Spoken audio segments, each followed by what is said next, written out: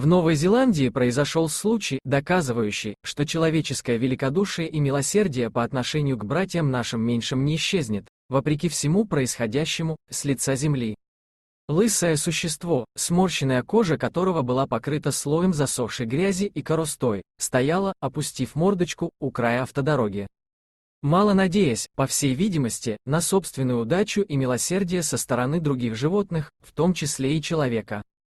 Определить, что за зверь приблизился к людным местам, которые в норме большинство диких животных стараются обойти стороной, помог один признак. Он и объяснил, почему ставший безоружным зверек решил приблизиться к человеку. Ведь без копыт, зубов, когтей, игл или крепкого клюва, позволяющих добывать пищу или обороняться, любой обитатель леса обречен на голодную смерть или гибель в зубах и когтях своего естественного врага. Но та, что Холли, девушка, обнаружившая странное животное, смогла в крайне неопрятно выглядевшем существе опознать знакомого каждому ребенку зверька. Но это не облегчило, а, наоборот, усложнило ей задачу помочь больному животному. И если бы не последние две острые иглы на теле, которые Холли заметила при осмотре отчаявшегося лесного обитателя, то, возможно, при обращении к ветеринару спасительницы животного порекомендовали бы оставить его для усыпления. Как вредителя и обреченного на неминуемую гибель изгоя, лишенного средств защиты.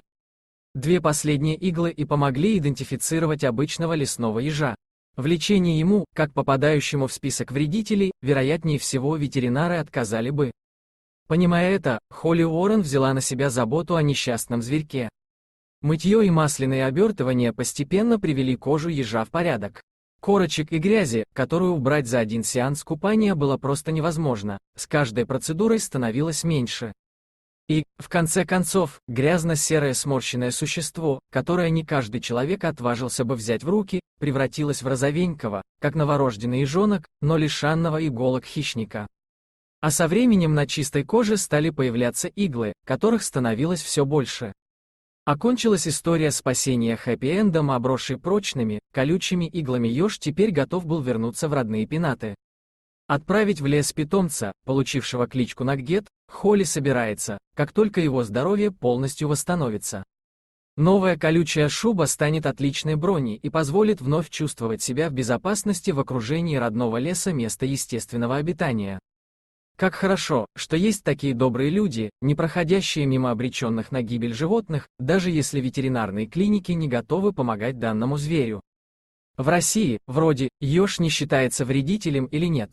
Спасибо за просмотр. Если вам понравился видеоролик, то подпишитесь на наш канал, а также поделитесь этим видеороликом со своими друзьями и знакомыми.